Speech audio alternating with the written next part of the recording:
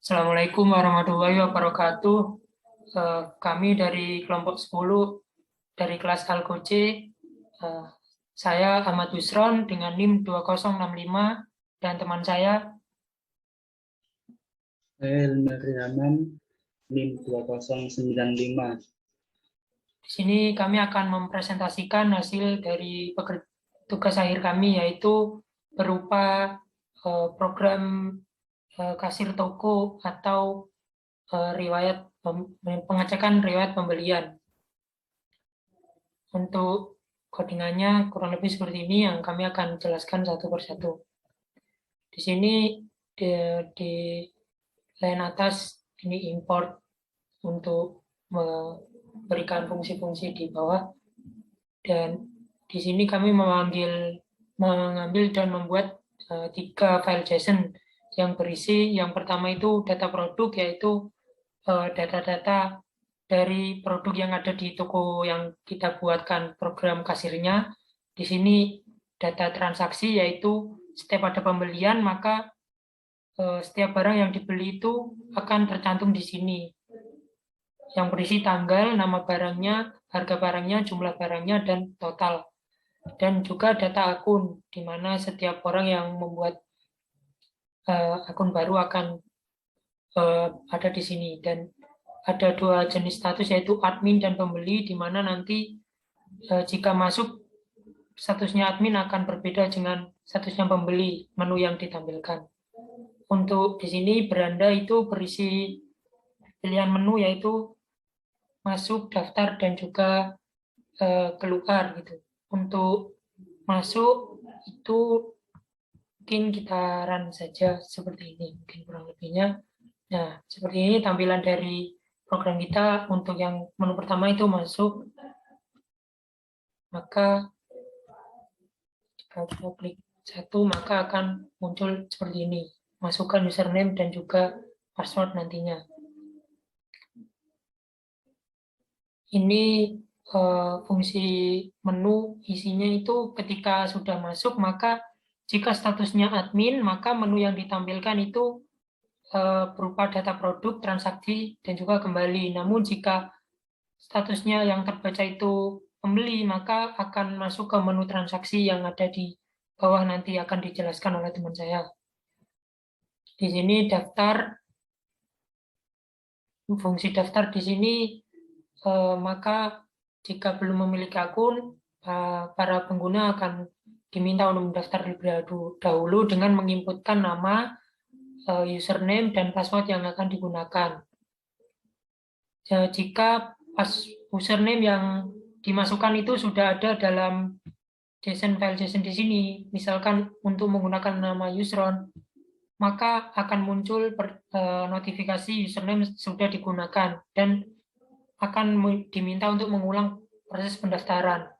Dan jika password yang dimasukkan kedua kalinya itu salah, juga akan masuk notifikasi password tidak sama dan harus mengulang pendaftaran. Namun jika keduanya itu memenuhi, yaitu username-nya masih baru dan passwordnya sama, maka akan langsung terdaftar di sini dan bisa digunakan untuk masuk pada program. Untuk contohnya mungkin seperti ini.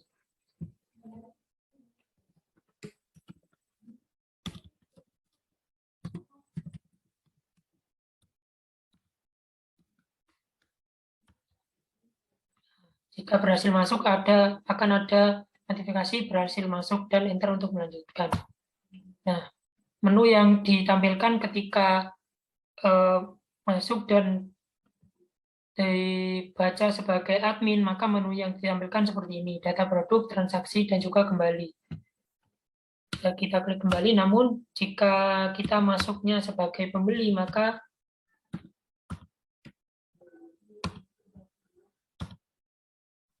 menu yang ditampilkan itu langsung pada proses pembelian, karena statusnya sebagai pembeli. Selanjutnya yaitu fungsi daftar. Silakan Helmi untuk menjelaskan. Kemudian pada menu daftar pada fungsi daftar produk itu untuk menampilkan data-data yang ada pada validation data produk. Dan di situ ada print group dan store, itu adalah nama toko kami. Kemudian ada center itu untuk grup tulisannya itu agak ke tengah. Kemudian ada print yang persen -2 itu untuk membuat kolom-kolomnya.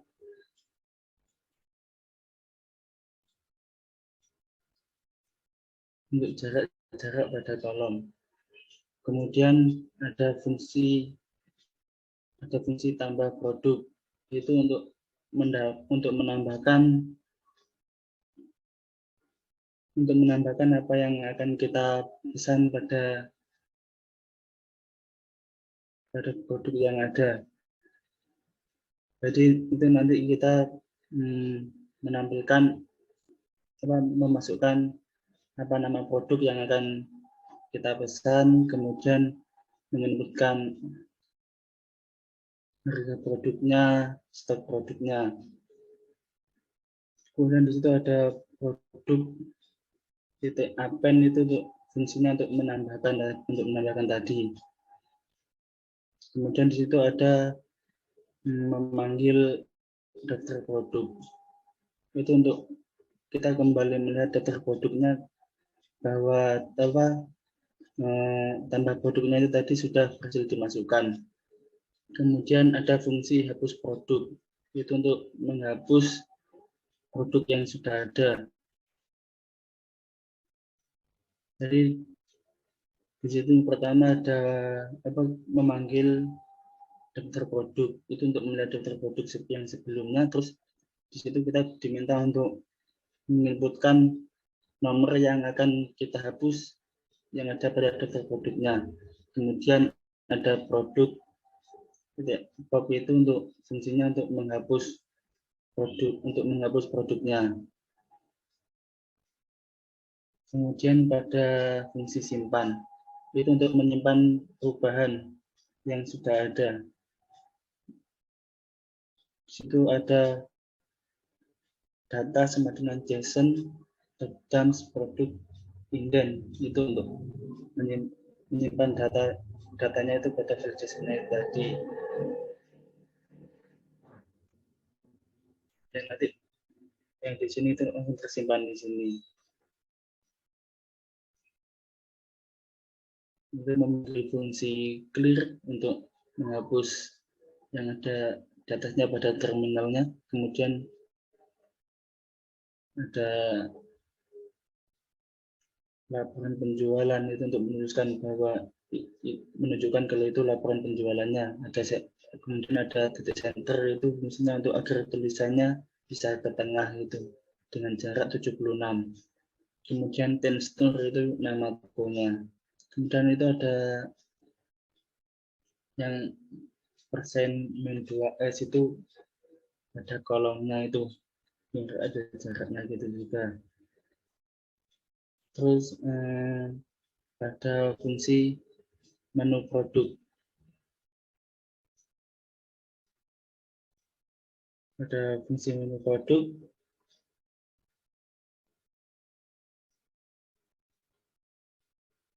Ya, ini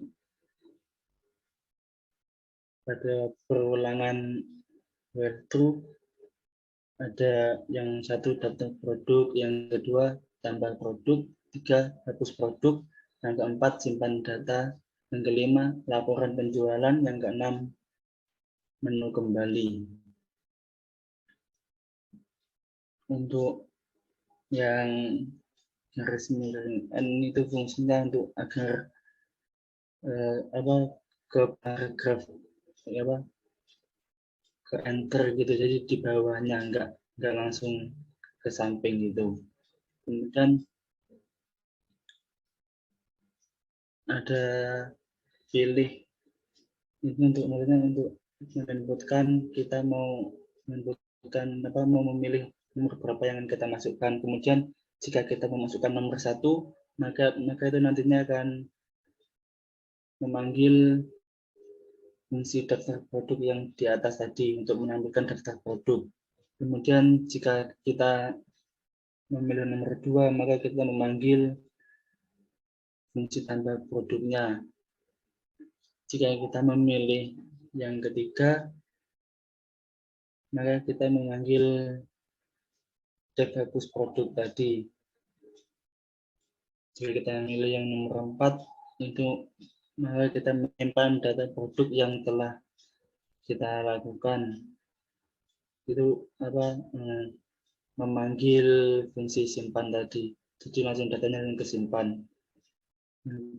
Terus jika kita masukkan nomor 5, maka itu menampilkan laporan penjualan yang di atas tadi itu.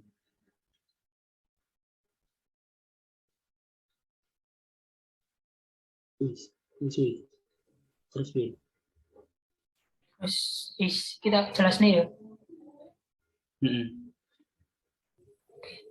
Baik, itu adalah penjelasan dari fungsi-fungsi yang ada dalam menu data produk. Selanjutnya itu menu pada transaksi. Di sini transaksi sama dengan ada list kosong dan total ada list kosong ini gunanya untuk sementara menginputkan apa yang dipesan oleh pengguna, yaitu ketika ada di pesan sini. Jadi nanti datanya akan disimpan terlebih dahulu di transaksi, lalu file yang ada di transaksi ini disimpan kembali pada laporan yang sudah ada di atas, yang ada di sini. Selanjutnya dalam def keranjang atau fungsi keranjang ini gunanya untuk melihat apa saja yang sudah kita pesan. Jika baru saja masuk dan kita klik, maka belum ada pesanan yang masuk. Namun di sini def pesan ini adalah gunanya untuk menambahkan pesanan atau transaksi yang ingin kita lakukan. Di sini declare untuk seperti yang dijelaskan tadi untuk menghapus data yang sudah ada yang sudah digunakan di atas pada terminal. Daftar produk ini gunanya untuk melihat produk apa saja yang ada di toko sehingga pengguna bisa memilih dan memasukkan nomor. Ini nomor maksudnya nomor barang. Nomor 0 topi, nomor 1 kaos gitu. Nanti memilih misalnya nomor 3 yaitu celana, nomor jaket. Di enter maka jumlah produk yang ingin kita pesan, misalnya 3. Maka akan masuk dalam keranjang. Di sini sudah tertera pemesanannya jaket, jumlahnya 3, harganya persatuannya segini, dan total harganya segini. Jika kita ingin menambahkan banyak lagi, kita klik tambah lagi dan pilih nomor barangnya, misalnya nomor 4, sepatu, 1, jumlahnya 1, nah, maka akan ditambahkan di sini. Jika terlihat harganya mungkin kemahalan dan ingin menghapus, maka kita pilih menu nomor 3, yaitu hapus. Dan pilih nomor 0 atau nomor 1, misalnya nomor 0. Maka yang terhapus adalah jaket. Nah, dan tersisa sepatu. Ya, di sini ini jumlah. Nah, ini nama adalah gunanya untuk memanggil nama produk yang ada di file produk di sini. Nama misalnya tadi sepatu, maka yang dipanggil itu sepatu. Harga juga, stok juga. Dan tanggal ini gunanya untuk day to day, time to day. Ini untuk menggunakan format hari ini. Jadi yang terrecord itu adalah tanggal saat ini. Dan ini adalah string format time. Jadi di sini saya menggunakan tanggal dan bulannya itu persen besar itu untuk fungsinya memberikan bulan secara nama, yaitu misalnya Desember, jadi Desember bukannya bulan 12 ditulis 12, tapi ditulisnya Desember. Dan persen Y ini untuk year. Dan jika stoknya sudah habis atau kurang dari jumlah pesanan, maka akan muncul seperti ini.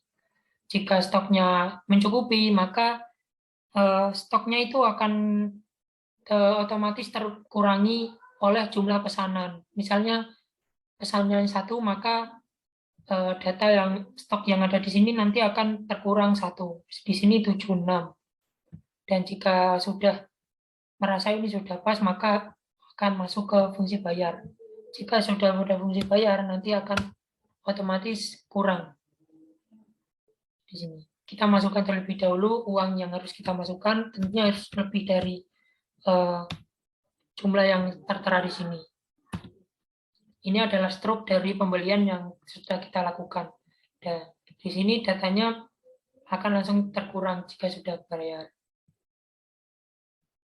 Ini struk dari sederhana dari kita, yaitu ada nama produk, nama toko, jenis toko kita yaitu local streetwear store atau penjual pakaian jalanan gitu.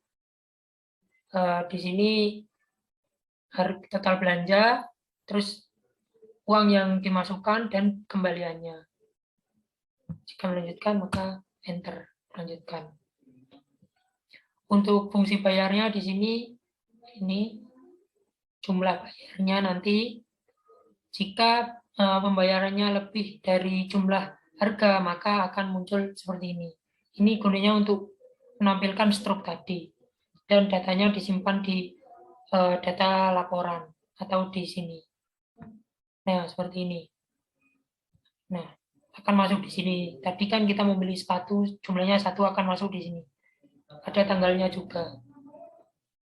Dan yang bisa mengakses ini nanti adalah admin. Ini menu transaksi adalah menu yang sudah kita jelaskan tadi ini. Jadi di dalam menu transaksi ada keranjang, pesan, hapus pesanan, dan bayar. Seperti tampil pada layar bagian kanan.